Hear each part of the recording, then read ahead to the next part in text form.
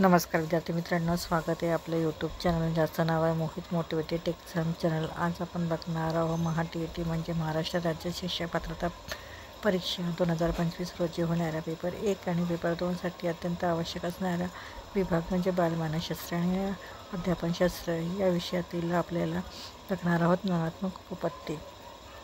मागील भागात आपण सहचर्यवादी उपपत्ती बघितली होती। आज आपण त्यापुढील उपपत्ती म्हणजे ज्ञानात्मक उपपत्ती बघणार आहोत। तर पहिला आहे शास्त्रज्ञांची नाव आहे कोलर आणि कोपका। उपपत्ती आहे मर्मदृष्टी उपपत्ती। प्रयोगाचे साधन किंवा प्राणी आहे चिंपॅन्झी सुलतान नावाचा। मानसशास्त्रीय कार्य आहे समस्या ह्या स्वतः विद्यार्थ्याने मर्मदृष्टीने सोडवण्यात याची मदत होते। विद्यार्थ्यांच्या सभोवतालच्या वातावरणाचा अध्ययनात वापर करणे म्हणजे मर्मदृष्टी होय।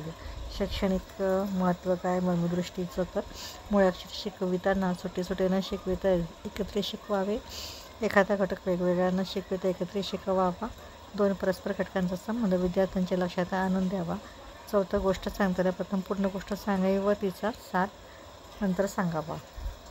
त्यानंतर दुसरं आहे शास्त्रज्ञाचं नाव आहे कर्ट लेविन। उपपत्ती आहे क्षेत्रीय उपपत्ती। प्रयोगाचे साधन किंवा प्राणी आहे व्यक्तीचा परिसर। मानसशास्त्रातील कार्य आहे कर्ट लेविन यांचं क्षेत्र म्हणजे व्यक्तीच्या परिसरातील परिस्थिती होय। एखाद्या व्यक्तीच्या जीवनकक्षेचा अभ्यास करताना वर्तमान काळाचा वापर करावा असं कर्ट लेविन यांनी आपल्या क्षेत्रीय उपपत्तीमध्ये म्हटलं आहे।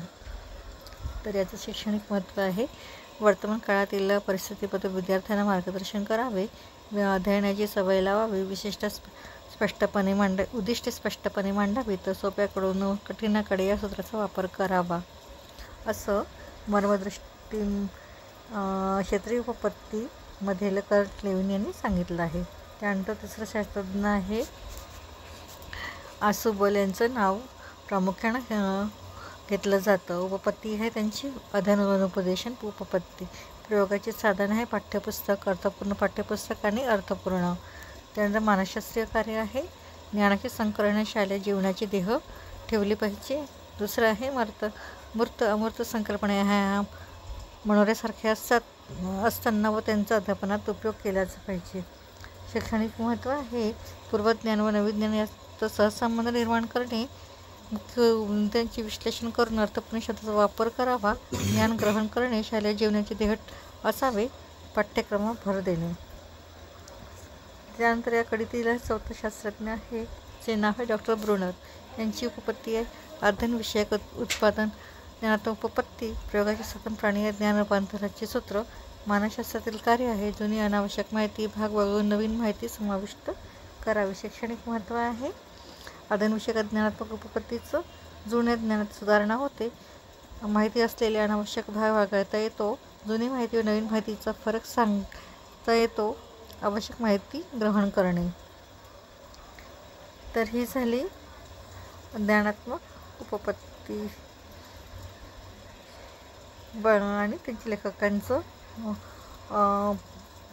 नाव आणि त्यांचे कार्य आणि शैक्षणिक महत्त्व। पुढील भागात आपण बघणार आहोत आधुनिक उपपत्ती। व्हिडिओ आवडल्यास व्हिडिओला लाईक करा, कॉमेंट्स करा, जास्तीत जास्त व्हिडिओ शेअर करा जेणेकरून इतर विद्यार्थ्यांना देखील या व्हिडिओचा फायदा होईल आणि चॅनलला सबस्क्राईब करायला विसरू नका।